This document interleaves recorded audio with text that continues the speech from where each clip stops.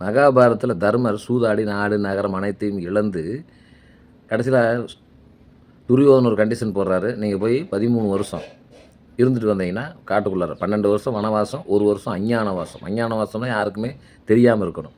அப்போ காட்டுக்குள்ளார நீங்கள் இருந்தீங்கன்னா 13 வருஷம் கழிச்சு வாங்க, உங்களுக்கு நான் உங்கள் நாட்டை தர்றேன். இதான் கண்டிஷன். அப்போ தர்மர், பீமர், அர்ஜுனன், நகுலன், சகாதேவன் மற்றும் திரௌபதி அம்மா எல்லோரும் காட்டுக்குள்ளே போகிறாங்க. அங்கே பல துன்பங்களை அனுபவிக்கிறாங்க. அப்போ ஒரு தாட்டி தர்மர் தனியாக உட்காந்துருக்காரு. ரொம்ப வருத்தப்பட்டு மனசு நொந்து போய் உட்காந்துருக்காரு. அப்போ ஒரு முனிவர் வர்றாரு. அவர் கேட்குறாரு, ஏன் தர்மா நீங்கள் மனசு நொந்து உட்காந்துருக்குறீங்க அப்படின்னு. அப்போ தர்மர் சொல்கிறாரு, நான் எந்த துன்பமும் செய்யலை, ஆனால் எனக்கு இவ்வளோ பெரிய துன்பம் வந்துருச்சே அப்படின்னு சொல்லி வருத்தப்படுறாரு. அந்த துன்பத்தை மனிதனுடைய இயல்பு என்னன்னு கேட்டிங்கன்னா, நமக்கு ஒரு துன்பம் வந்துருச்சுன்னா அது மனம் நொந்து இருக்கின்ற பொழுது ஒரு பெரியவரோ யாரோ ஒருத்தர் வந்து அதற்கு இணையான அல்லது அதை விட பெரிய துன்பத்தை சொல்லுவாங்க. அப்படி சொல்கிறப்போ நமக்கு கொஞ்சம் மனசு லேசாகும். ஏன்னா நமக்கு ஒரு ஆறுதல். அப்போ அந்த முனிவர் சொல்கிறாரு, தர்மனுடைய நிலைமை பார்த்துட்டு, இதுக்கே நீ இப்படி வருத்தப்படுறியே, உனக்கு ஒரு சின்ன நிகழ்ச்சி சொல்கிறேன் அப்படின்னு சொல்லிட்டு நலன் தமயந்தி இவங்க வரலாற்றை சொல்கிறாருங்க. நல வெண்பா அப்படின்னு சொல்லிட்டு புகழேந்தி புலவர் எழுதியிருப்பார். அப்போ நலவெண்பாவில் பார்த்தீங்கன்னா நலன் அப்படின்னு சொல்லிட்டு ஒரு நிடத நாடு அப்படின்னு ஒரு நாட்டினுடைய அரசர். அவர் என்ன செய்கிறாரு, தமயந்தி அப்படிங்கிறவர் சேன மகாராஜா அவருடைய மகள். தமயந்திக்கு திருமணம் பண்ணுறதுக்காக என்ன செய்கிறாங்க அப்படின்னா,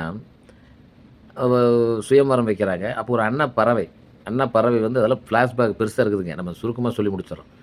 அப்போ அன்னப்பறவை வந்து நலன்கிட்ட போய் தமயந்தினுடைய அழகை பற்றி குணத்தை பற்றி சொன்னோன்னு, அதே போல் நலன் வந்து சரி நான் தமயந்தி திருமணம் செஞ்சுக்கலான்னு இருக்கிறேன் அப்படின்னா, அதே அன்னப்பறவை வந்து மறுபடியும் தமயந்திட்டு வந்து நலனை பற்றி சொல்கிறாங்க. அப்போ நலன் பற்றி நம்ம திருமணம் செஞ்சுக்கலாம் அப்படின்னு சொல்லிட்டு தமயந்தி நினைக்கிறாங்க. அப்போ அரசர் சுயமரம் ஏற்படுத்துறார். அந்த சுயமரத்தில் பார்த்திங்கன்னா தேவர்கள் எல்லாம் வந்து உட்காந்துருக்குறாங்க. அப்போ தேவர்கள் வந்து இப்போ தமயந்தி வந்து நலனை கல்யாணம் பண்ணிக்குவாங்கன்னு சொல்லி தேவர்கள் தெரிஞ்சு போச்சு. அப்போ அவர்கள் என்ன செய்கிறாங்கன்னு கேட்டிங்கன்னா, நலன் மாதிரியே உருவத்தை மாற்றி உட்காந்துருக்குறாங்க. எல்லா தேவர்களும் அதே மாதிரி. சனீஸ்வர பகவான் கூட வந்திருக்கார். அவரு நலன் மாதிரி உட்காந்துருக்கார். அப்போ நலனும் வந்து உட்காந்துருக்கார். அப்போ தமயந்தி மாலை எடுத்துக்கிட்டு சுயமரம்னா மாலையை யார் மேலே கழுத்தில் போட்டு விருப்பமானவங்களே தேர்ந்தெடுத்துக்கலாம். எல்லோரும் நலன் மாதிரி இருந்தால் எப்படி தேர்ந்தெடுக்க முடியும்? அந்த இடத்துல ஒரு ட்விஸ்ட் வைக்கிறாங்க. இப்போ மனுஷனாக இருந்தால் அவன் கழுத்தில் போட்டிருக்கிற மாலை உடல் சூட்டின் காரணமாக வாடிவிடும். அதேமாதிரி கண் இமைப்பார்கள் மனுஷனா.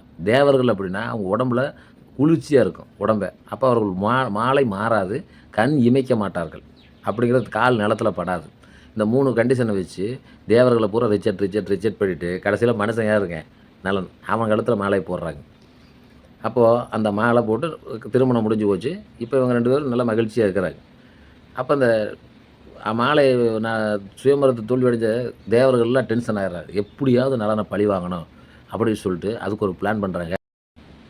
இப்போ தமயந்தியுடைய சுயவரத்தில் தோல்வியடைந்த தேவர்கள் எல்லாம் ஒன்று கூடி ஒரு திட்டம் போடுறாங்க. அப்போ சனீஸ்வர பகவானை கூப்பிட்டு, எப்போ சனீஸ்வர பகவான் அவர்களே, நீங்கள் வந்து ஒரு மனுஷனை கஷ்டம் கொடுக்குறோம், நீங்கள் தான் நம்பர் 1.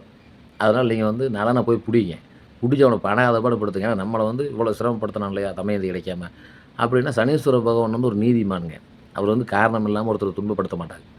அப்போ அவர் சரி வெயிட் பண்ணுங்கள் அப்படின்னு சொல்லிட்டு நான் பார்த்துக்கிறேன் அப்படின்னு சொல்லிட்டு, அப்போ நலன் வந்து அருமையான அரசர், நல்லது, எல்லாம் எந்த தீமையும் செய்யலை. அப்போ போய் பிடிக்க முடியாது. அவனுக்கு நேரம் எப்போ கெடுதுன்னு பார்த்துட்டே இருக்கார். ஒரு தாட்டி என்ன செய்யணும் இவன், அப்போ அவன் நல்ல தமையை சந்தோஷமாக இருக்கிறாங்க. அவங்களுக்கு 2 குழந்தைங்க இருக்குது, ஒரு பையன் 1 பொண்ணு 1. ஒரு தாட்டி நலன் என்ன செய்கிறான், அவசரமாக வெளியிலேருந்து வீட்டுக்குள்ளே வர்றப்போ அவன் காலை கழுவிட்டு வரணும். காலை வந்து அங்கங்கே தண்ணி படாமல் அரைகுறையாக கழுவிட்டான். சனீஸ்வர பகவான் பார்க்குறாருங்க, ஓ இதுதான் சரியான சமயம் அப்படின்னு சொல்லிட்டு சனீஸ்வர பகவான் நலனை போய் பிடிச்சிட்றாருங்க.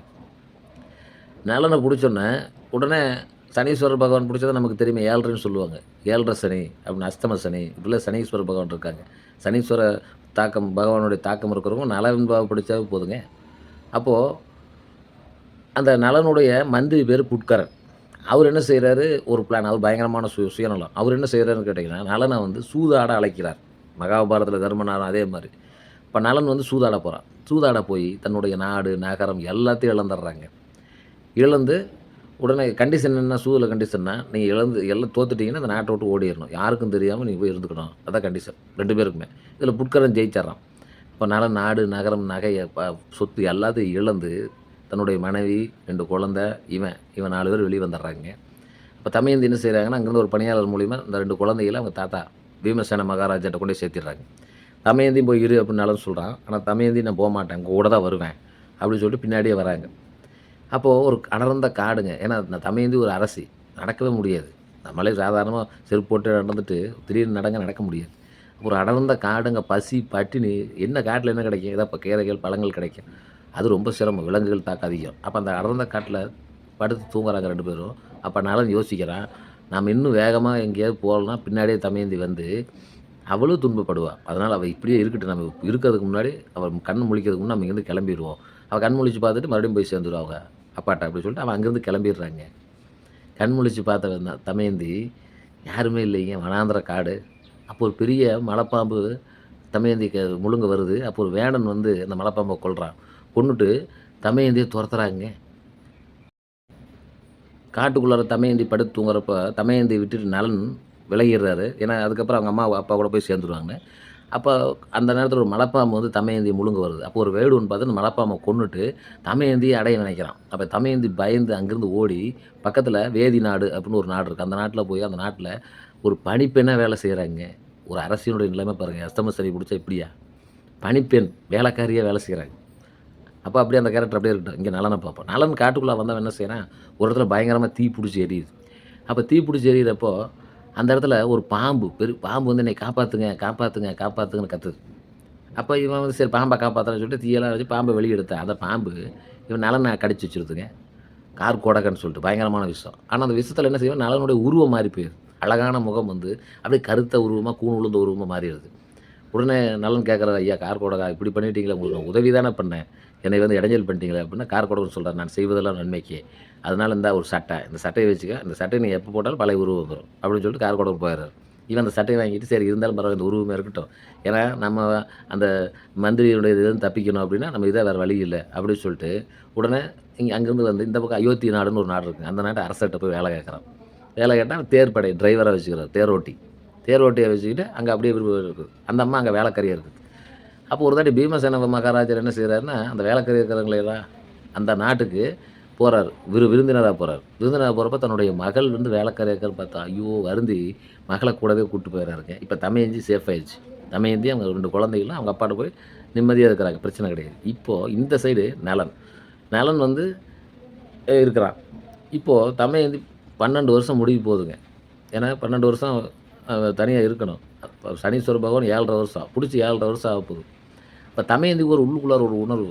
நலன் எங்கேயாவது இருப்பாரு. அப்ப நலன நம்ம எப்படி கொண்டாடலாம்னு சொல்லிட்டு, அவங்க அப்பாட்ட போய், "அப்பா நான் வந்து எனக்கு 2வது திருமணம் செய்ய நீங்கள் வந்து சுயமரம் அறிவியுங்கள்" அப்படின்னாரு. அப்ப ஒரே மகள் இல்லையா? சரி 2வது திருமணத்துக்கு சுயமரம் அறிவிச்சாங்க. இது நாடு பூரா தண்டோரா போடுறப்ப அந்த செய்தி அயோத்திய மன்னருக்கு கிடைக்குது. அயோத்திய மன்னனுக்கு கிடைத்தோன்னே, அயோத்திய மன்னனுடைய டிரைவர் தான் தேர்ப்படை தானே இவரு நலன். நலனுக்கு தகவல் தெரிஞ்சோனே இவரு ரொம்ப வருத்தப்படுறாரு. ஐயோ! நம்ம இருக்கிறது தெரியாம போச்சுன்னு சொல்லிட்டு, தேர எடுத்துட்டு அயோத்திய மன்னன் அந்த சுயமரத்தில கலந்துக்கிறாரு.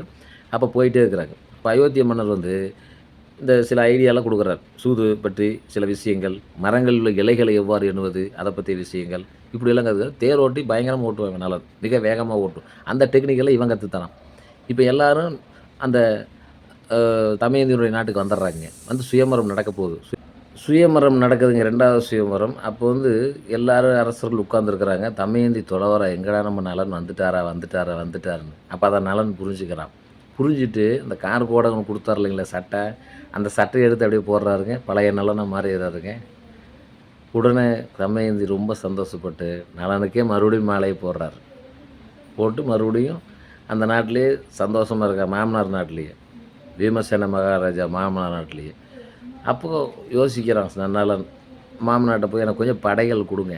நான் வந்து என்னுடைய மந்திரி புட்கரன் இருக்கான்.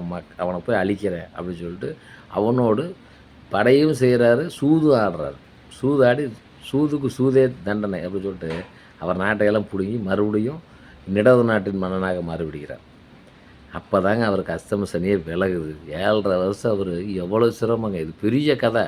நலவெண்பாங்கிறது பயங்கரமான பெரிய கதை. அற்புதமான கதை. அத சுருக்கமா சொல்றதுன்னா, நெறைய இடத்த நம்ம கட் பண்ண ஒவ்வொரு சீனையும் ஒரு மரத்த வர்ணிக்கிறது கூட அருமையா வருது. அப்ப சனீஸ்வர பகவான் முன்னாடி தோன்றி, "உங்களுக்கு என்ன வரம் வேண்டும்?" அப்படின்னு கேட்டாராம். "இத்தனை வருஷம் உங்களுக்கு படாத பாடுபடுத்திட்டேன். இனிமேல் என்ன வேணும்?" அப்படின்னா, அதுக்கு நலன் நலன் சொன்னாராம், "ஐயா நாங்க இந்த 7 1/2 சனியில நாங்க படாத பாடு பட்டுட்டோம். அதனால எங்கள் நலவெண்பாவை, நல புராணத்தை படிக்கிறவர், நல தமயந்தி புராணத்தை படிக்கிறவர்களுக்கு எந்த கஷ்டமும் தராதீங்க. அவங்களுக்கு 7 1/2 சனியே இருந்தாலும் அந்த கஷ்டம் தராமல் அவர்கள் நல்ல உடல் ஆரோக்கியத்துடன், செல்வளத்துடன் வாழ நீங்கள் அருள் செய்யுங்கள் ஐயா" அப்படின்னு சொன்னாருங்களாம். சனீஸ்வர பகவானும் அவ்வாறே இந்த நல புராணத்தை படிக்கிறவர்கள் எந்த விதமான கஷ்டமும் இல்லாமல் இருப்பார்கள் அப்படின்னு சொல்லிட்டு வரம் கொடுத்தாருங்களாம். இப்போ இந்த கதையை தருமர் கேட்டோன்னே தருமருக்கு கொஞ்சம் மனசு லேசாச்சு. ஆஹா! அப்போ நம்மளை மாதிரியே கஷ்டப்பட்ட ஒருத்தர் இருக்காயா அப்படின்னு சொல்லிட்டு அவர் மனசு தேத்திக்கிட்டாருங்க. தேத்திக்கிட்டு 12 வருஷம் வனவாசம், 1 வருஷம் அஞ்ஞானவாசம் சென்று விட்டு அதுக்கப்புறம் தான் அவர் மறுபடியும் பாரத போர் வரலும் போகிறாங்க. அதை நம்ம அடுத்த மகாபாரத கதையில் பார்ப்போம். இப்போ நலவென்பா என்பது இதுதாங்க.